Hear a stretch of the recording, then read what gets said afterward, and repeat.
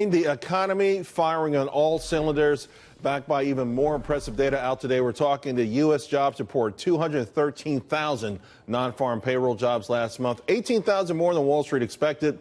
The unemployment rate rose to 4% in June from an 18-year low of 3.8%. But that increase was driven by a gigantic jump in labor force. 601,000 Americans hit the bricks looking for a job because they feel great. In fact, it's underscored by a new Gallup poll report that shows more than half of Americans say the country's best years are still ahead of it. Here now to discuss, Ned Ryun, American Majority CEO, former Bush 43 presidential writer, Beverly Hallberg, District Media Group president, Heather Higgins with us. She's Independent Voice CEO, and Lawrence Jones, Campus Reform Editor-in-Chief. Beverly, let me start with you. A great jobs report. Some people are quibbling about wages, and I know they could be higher. I think they will go higher. Nevertheless, it was better than Wall Street expected, and we are learning more and more that despite the negative headlines that never seem to stop, Americans are feeling really good right now. And I'm going to throw out some more data towards you. One of those numbers is that it's the second lowest black unemployment rate we've seen. It's the lowest Hispanic unemployment rate we have ever seen. And we're at an 8-year low when it comes to food stamp enrollment. So there are a lot of great numbers out there. People are still wondering where the tariff and potential trade war can go. But so far, it hasn't hurt the economy very much. And I think part of this is a certainty that people have from tax reform.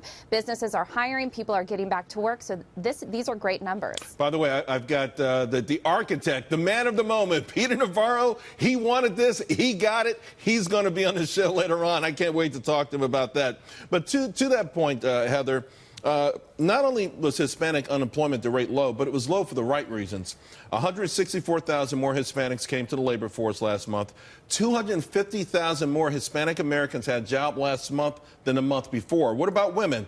646,000 women entered the labor force last month alone. 347,000 of them got new jobs. I mean, these are remarkable numbers. They are. And they once again show the disconnect between first the elite consensus, which is almost always wrong, and then the language that you see. A lot of the polling data is always, how do you feel about Trump?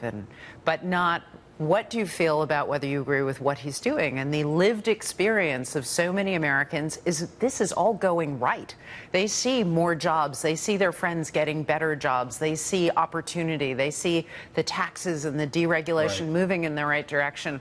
They are very excited. And so this increase in labor force participation is fabulous, particularly if you contrast it with where we were in 2012 and, you know, what was considered the cap that you could possibly get on unemployment and labor force participation. I mean, I often have people send me on Twitter, troll me on Twitter, and they'll say, hey, you know, the unemployment rate went down under President Obama. It did, but that was because millions of Americans dropped out of the labor force. That's not why you want the unemployment rate to go down. In fact, Ned, what I say is that 601,000, that's the best poll out there. You know, I love these polls. To Heather's point, I see how they set them up, and they'll say, hey, do you think Trump is a nice guy? No. Do you think Trump did this? No. Do you think Trump? Then at the end, hey, what about the economy? I mean, if you just said no 5 times, you're going to say no again. We know those polls can be suspect, but 601,000 people saying, I feel something great going on in this country, and I'm going to start looking for a job.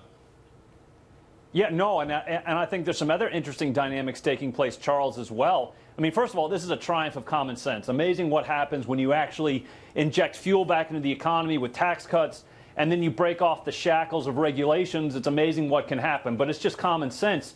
But there's some other interesting dynamics that are taking place, political shifts that are taking place, I think, because of this economic news. Reuters did a poll back in 2016 of 18 to 34-year-old young Americans, white Americans, showing that by a margin of 14 points, they favored the Democratic Party. They did that same poll just a few days ago. That 14-point margin is gone. It's now 39 to 39 among those young Americans in party versus party. The other interesting dynamic, last week, we saw Hispanics giving Trump a 10-point boost in approval ratings among that community. And so I think one of those interesting dynamics is, again, the political shifts that are taking place in certain demographics because of this economic news. Sure. I mean, listen, that poll shift for Hispanics telegraphed the 250,000 jobs that were created in that community. Lawrence, you know, again, though, the headlines won't reflect any of this stuff that we're talking about. Unfortunately, I say unfortunately because the same tide lifts all ships, and I hate to see Americans miss out on an opportunity that we have been waiting around for a long time. Listen, President Obama inherited a bad hand. It was a tough, great recession. We all get that. Now things are looking fantastic. We're going beyond green shoots, and I would love to see everybody participate. Yeah, Charles, I think the president has an opportunity here because he has been able to deliver on his campaign promises. But how are we going to get those communities, the black community, the Hispanic community, to know that this was the president's doing? Well, the president has to go in those communities and talk about how he delivered on that message, because that's what the president should be gearing toward.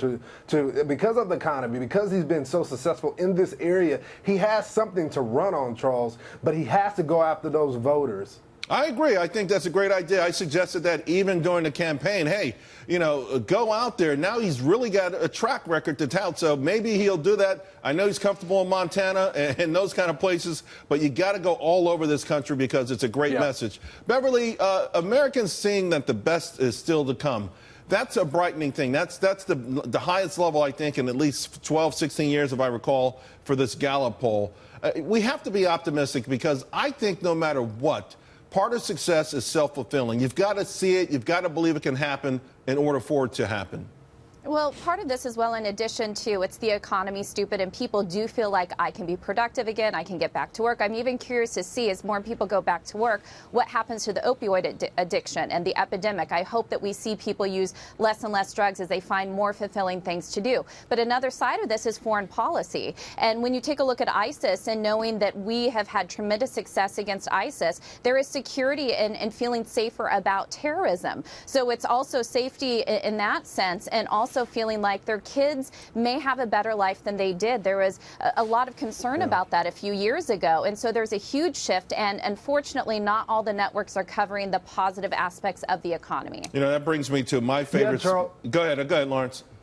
Yeah, Charles, I think that's a huge problem, too, when you look at this. The White House has to be disciplined now. We have to, they have to keep the message on the economy because at the end of the day, that's what the American people feel. But when you look at the other networks, they're talking about things that the American people don't care about. Good grief, they're talking about illegal immigrants right now. That is the message of the Democratic Party, and the American people don't care about that. And so the president can't depend on the big four networks to deliver that message for him. That's why he communicates on Twitter. That's why he sets the tone every single day for the news cycle. Yeah, there's no doubt about that. Of course, one network is upset because on Jeopardy, no one could get Michael Flynn. All three contestants didn't know that was the answer to a question. I want to talk about something Beverly touched on, the opioid addiction and jobs in the heartland. I call them dirty fingernail jobs. Heather, this is my favorite part of the report. Goods producing jobs, 4,000 mining, 13,000 construction, 36 manufacturing. I mean, these are jobs that people said would never come back to this country. Yeah, do you remember there was an Obama interview in, I think it was the spring, like June of 2016, where he was telling people that, those jobs were really kind of gone forever and they needed to adjust. What we're seeing is that, in fact, jobs are coming back. In fact, I think that you're going to see tremendous surprises on the upside. You've got the Chicken Littles decrying tariffs and what's going to happen with this giant trade wars that we're heading for a depression.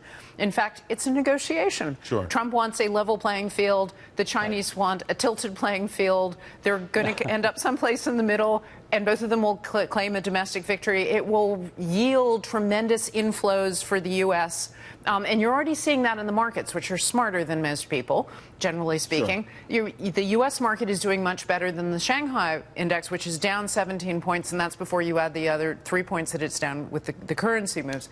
So there's a lot for the U.S. to gain. It's not even priced in yet, and we're not even seeing it yet in terms of the jobs and the trade And the list. Shenzhen, which is their technology market, down 49% from their high 2.5 years ago.